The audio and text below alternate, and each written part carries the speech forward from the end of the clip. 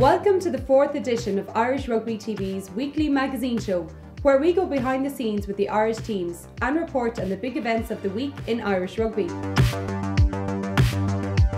Ireland faced Australia on Saturday evening in the final game of the Guinness Series. Let's have a look back at how the day unfolded.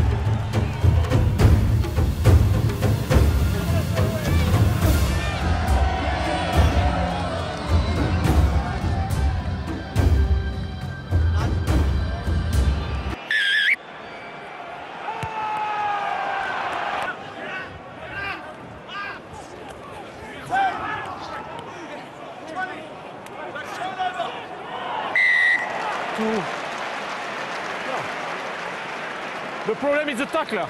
If you don't move away, the problem is not the...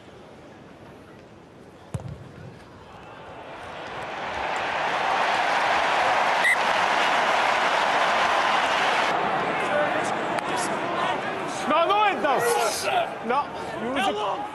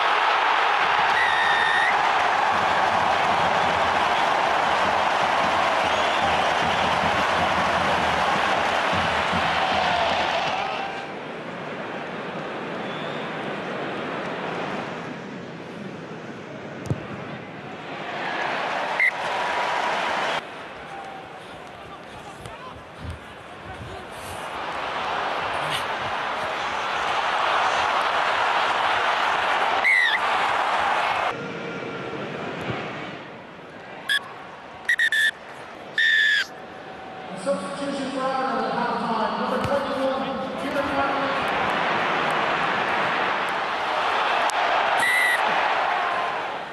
Nigel is in fantastic position. Sure. I trust my team. As your team, I trust my team.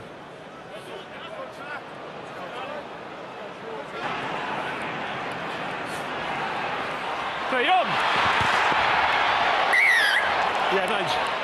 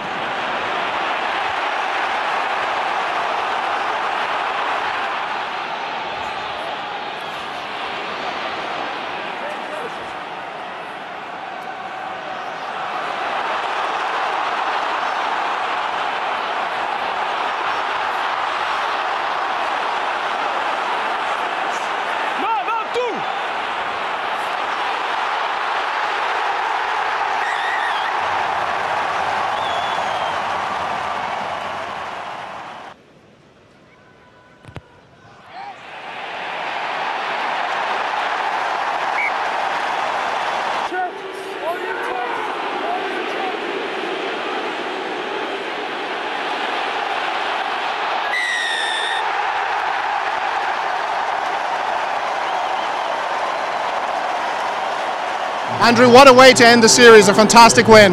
Yeah, absolutely. You know, we were down to the bare bones at the end. You know, guys playing out of position for 50 minutes of international rugby against Australia, you know, and digging in, and we showed an awful lot of character at the end, going after it and taking the win. So yeah, it's been an autumn series to remember.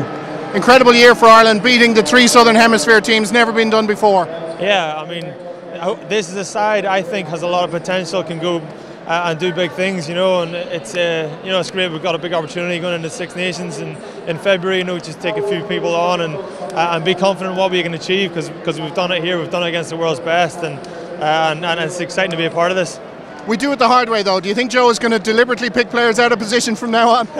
Yeah, I mean, yeah, the boys did really well. They showed a lot of character, and they're getting a lot of advice from boys on the touchline. But you know, there's an awful lot of hard work being put in out there. A lot of hard work being put in the last few weeks, in between games as well, on the training pitch. And yeah, you know, I think we got what we deserved, and we dug in, and we're very pleased. Yeah. CJ, congratulations! What a match!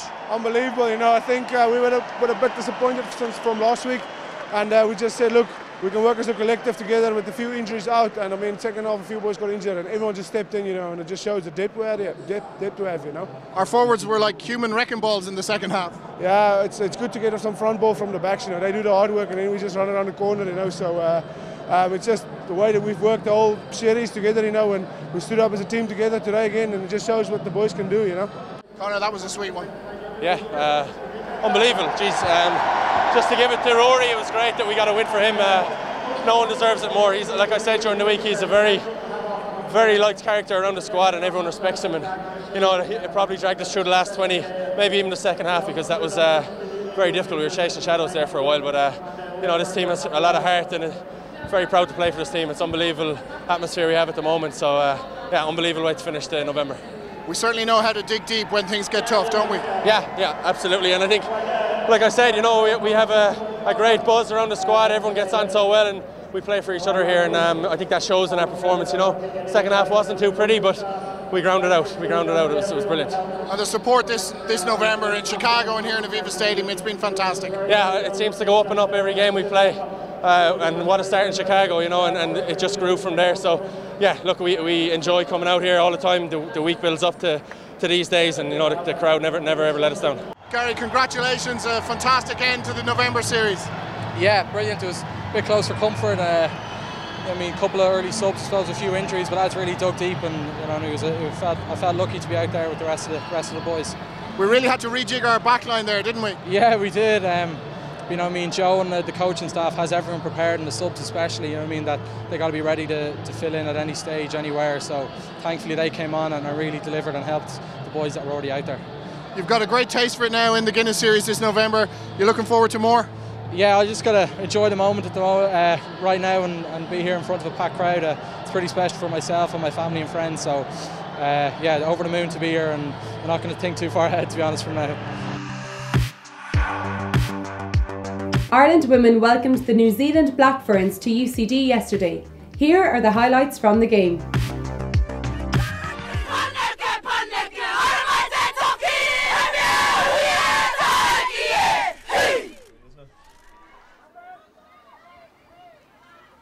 So Maz Riley restored to the Irish lineup, but not quite able to get that one. Brazier, good hands, but out backwards. Brazier again picks up. McMenamin again, strong fend, and that's in on the right touchline. Winiata links up with Stapleton. Niamh, oh, perhaps should have let that one go. There was a bit of space out there, but Ireland do get the penalty.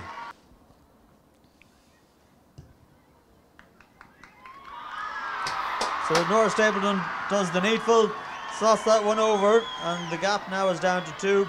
Black Ferns 5, Ireland 3. Referee blows for half time. It's a very relieved Ireland that hear that whistle.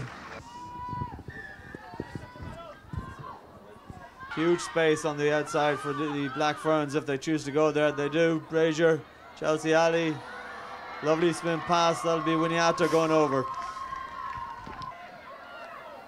And also changed, Chelsea Ali is off for Trubich, and that's a superb dummy, and the Black Ferns are going to go in here. Yes, indeed they are. Brilliant break by Sasifa. A bit of continuity here from Ireland, but that's knocked on. Play will continue. Ireland are exposed here a bit. Paul Fitzpatrick is not going to make that tackle. Nora's Murray Coyne. Woodman, she's going to go the distance. Yes, she is. She has super pace, very elusive running. Unbelievable by Woodman. Black Ferns piling through that one, and Portia Woodman is going to be away. Ireland committed everybody into that breakdown situation. Everybody else was out to the right. Crowd looking for a knock on. But Matau.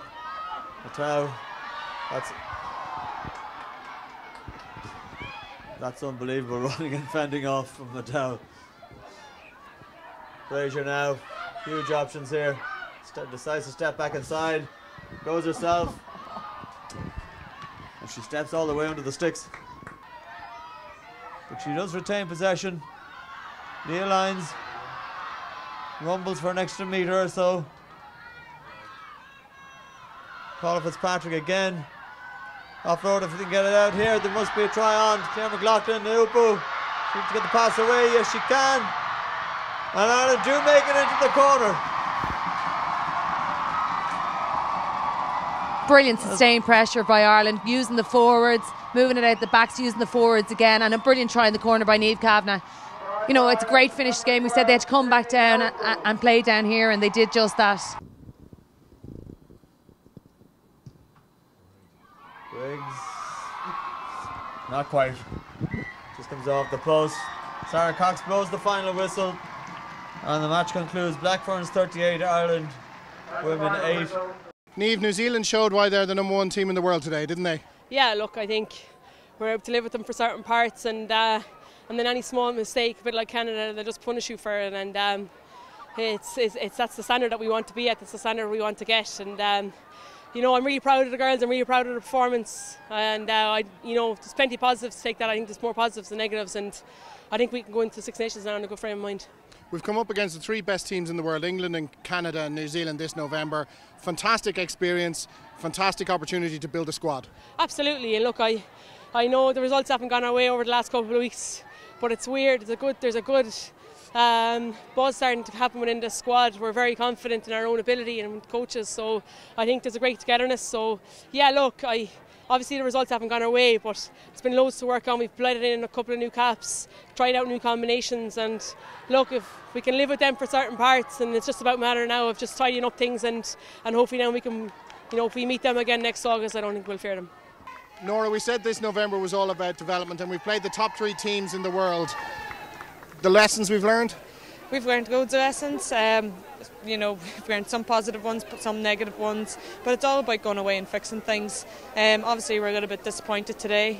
We had a strong enough first half and lost our shape a little bit in the second half. So that's disappointing from an Irish point of view. From our perspective though, we're only going to get better by playing these teams. Of course, I mean these are the matches that you need to be playing. It's great coming into Six Nations and having that every year, but just the added bonus of having these 3 games in November, it's going to really help us hugely come towards Six Nations again and then leading into the World Cup. You mentioned the Women's World Cup there, fantastic crowd here today. Augurs really well, doesn't it, for the tournament? Yeah, amazing crowd here today actually, and it sits really nicely. That they're nice and close to the pitch as well. Plenty of noise coming out of them, so I'm sure we'll have that support behind us. And just want to say a huge thanks to everybody who showed up for all 3 games. It's been hugely positive, and I know the team, and speaking on behalf of the players, we really appreciate everyone coming out to support us. And not just Ireland, I think, you know, the teams that played here have won some friends as well. They'll be supporting them come next August. Yeah, I think so. You know, there's been nice rugby on display. Obviously here today, you know, New Zealand scored plenty of tries for people to admire, but also Canada were the same, England as well. So it's been really good rugby, and I think the crowd have really appreciated that. The first round of the Women's World 7 Series gets underway in Dubai this Thursday. We spoke with some of the team before they set off.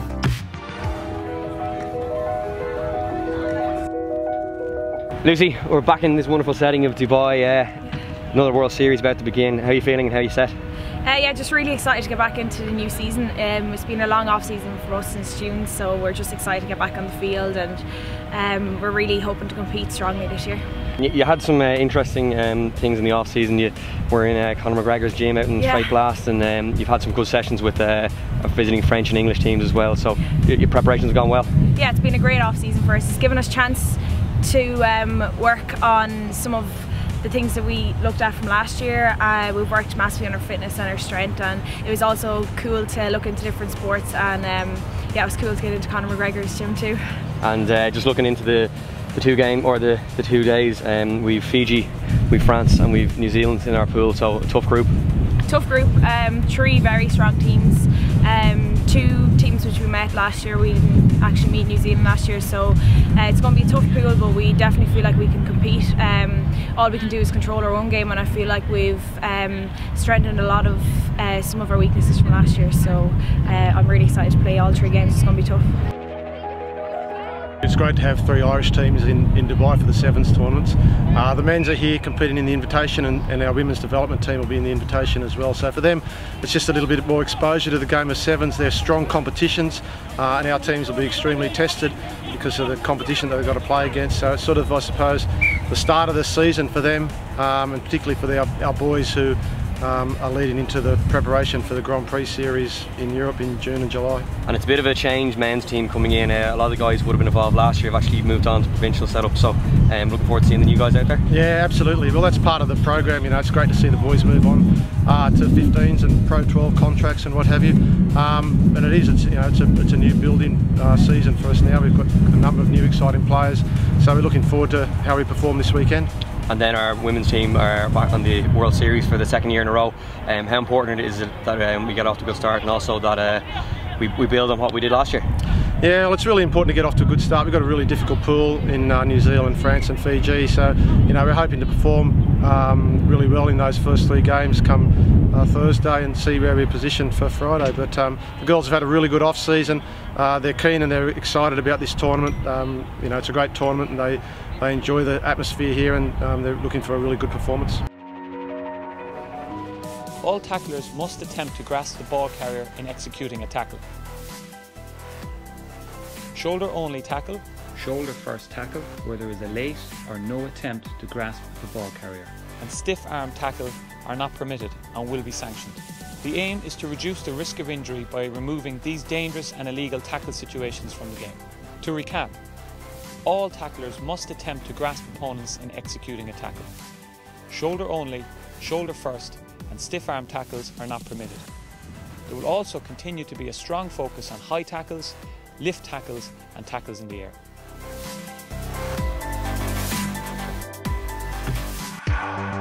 To keep up with all the goings on in Irish rugby, make sure to like us on Facebook and follow us on Twitter and Instagram. We hope you've enjoyed watching Inside Pass over the last few weeks. Thanks for tuning in, and we'll see you again soon.